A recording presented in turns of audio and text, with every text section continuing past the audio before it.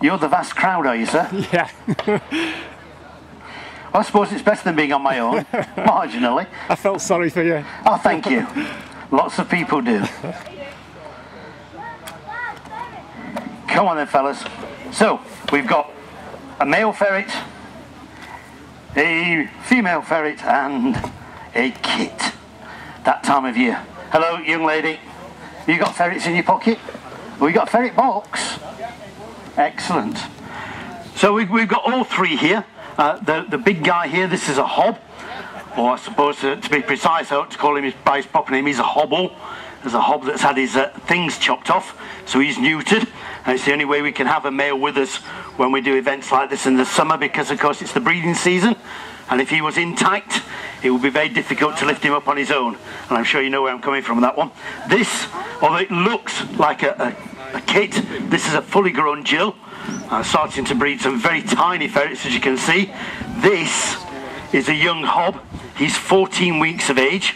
And that's probably about as big as he's going to get. So quite tiny ones, really. But stick him down there. And you notice what they start doing straight away without me having to tell them or force them or anything. Mum thinks that that's her kit, so she's going to be dragging it around. But what they're doing now is they literally are ferreting around. If you look for something, that's exactly what you do. And this is where we get the expression, because these guys are nosy little devils. And they literally follow their noses. Their eyesight is very poor, but it doesn't have to be very good. Their olfactory sense of smell, absolutely up there with the best, and they are just following it around. The reason their eyesight doesn't have to be very good, they are nocturnal. If you're nocturnal and you come out when there's not much light, then great big eyes would help you to see when there's not much light. But when there is no light at all, doesn't matter how big your eyes are, how good your eyesight is, no animal can see anything in pitch black, regardless what anyone might tell you. And see, that isn't the case at all. He's got, as you can probably see, he's got his full set of teeth there, and he's a big lad.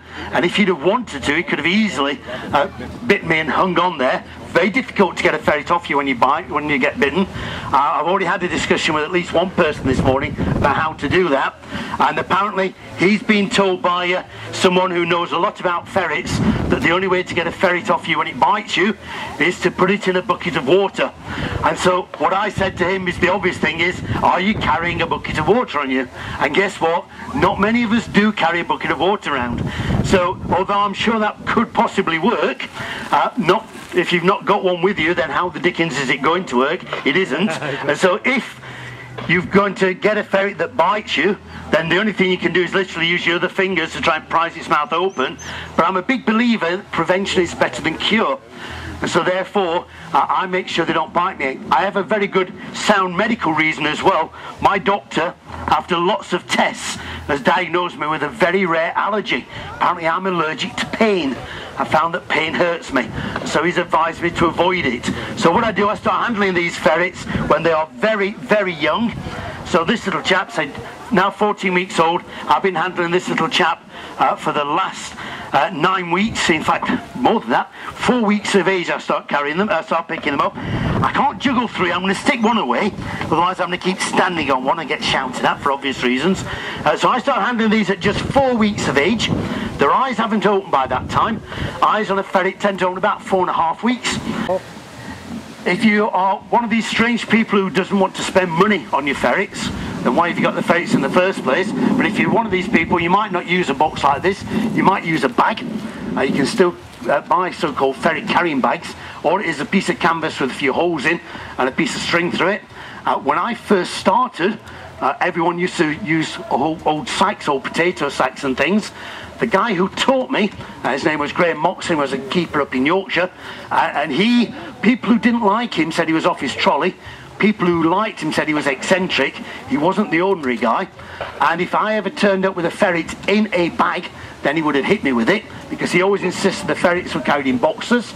He used to use old ammunition boxes, the old wooden ones, and convert them, and that's how I started.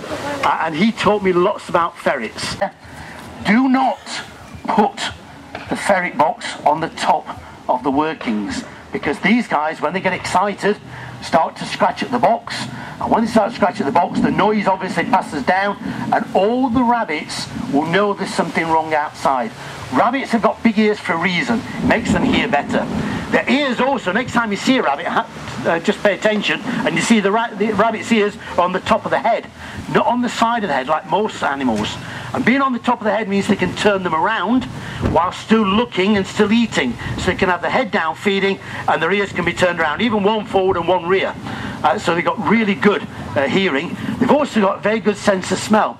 So if you're a smoker, if you come out ferreting with me, you don't smoke anywhere near this, because the smell of smoke will stop the rabbits from bolting out. A bit of common sense, I always think. So we're putting that down, out the way, and then we're having a look, and we're trying to find the holes. And what you're trying to find is every single hole in here. If you miss one hole, you obviously don't know where it is, but I guarantee every darn rabbit in there knows exactly where it is, and Sod's Law says that's the only hole they run out of. And because you've got to do something to catch the rabbit as it comes out, that is the only job of the ferret, to make the rabbit bolt out. And what I use are nets, and I use various nets, but I'll show you some of the easiest ones to demonstrate. And this is a very old net, and this is made out of hemp. These ones are made a long time ago. I have looked after these. You can probably tell by my accent I'm a Yorkshireman. My parents were Scottish. You just think about that. There's not a part on a rabbit's, on a duck's anatomy that is as tight as I am, believe you me. We're just canny with money. I don't want to waste these, so I've looked after them a long time. But now, this one, I'm sure I checked this one the other day, and it's starting to go. And these little strands are starting to break. And the problem with hemp is if you don't look after it, it will break and rot very, very quickly. And if you get one full season out of hemp nets that aren't looked after, you're doing really, really well. So you do need to look after them a lot. And after you finish, you need to dry them. And certainly when I started, everyone said hemp is king. Don't use anything else. Then people started bringing in some horrible cheap nylon stuff, and they were absolutely horrible. If you sneeze, all of them dropped off and end up in a big mess. But today you can get much better stuff, and these are my nets of choice these days. And before I show you how to use it, I was doing this at a show a few weeks ago, and a guy came up to me afterwards. He said, "That's rubbish." He said, "Those nets won't work." And I said, "Why won't the nets work?" He said, "Well, if you knew anything about rabbits, you know that they're frightened of bright colours." Okay, let's just think about this just for a couple of seconds. You are underground. An animal is chasing you that is not going to shake by the hand, it's going to kill you. So you turn a corner, there is safety, and there's a net curtain there of the colour you don't like. What are you going to do is say, "Oh, I don't like that colour, go on, kill me." I don't think so. Secondly, you're exiting somewhere dark and going into somewhere light. Anything between you and the light is going to be silhouetted, so it will appear grey. And last but by no means least, rabbits have very few cones in their eyes, which means they can't see colour. So the colour of that matters not one jot. In the right way or the wrong way. It doesn't work the wrong way. So the right way means that when it goes in, the rabbit can't pull it out like that. If you put it in facing that way, when the rabbit hits it, it's out. And the rabbit just roll along and it'll be out of that. So what we do is we push this in, facing the direction the rabbit is running to, and then we open up the net. And what we're trying to do is to get the rabbit to hit slap bang in the centre of that net. Bit of a loser, it's windy, this is plastic and that's nylon, so it's likely to fall down. In the real world, if that was happening, I'd look around and can't see any here, but there's a tree there, break a few branches off. You see, I told you what happened. And what I would do is put that on, I get a couple of little tiny branches and put them in just to hold it up there like that.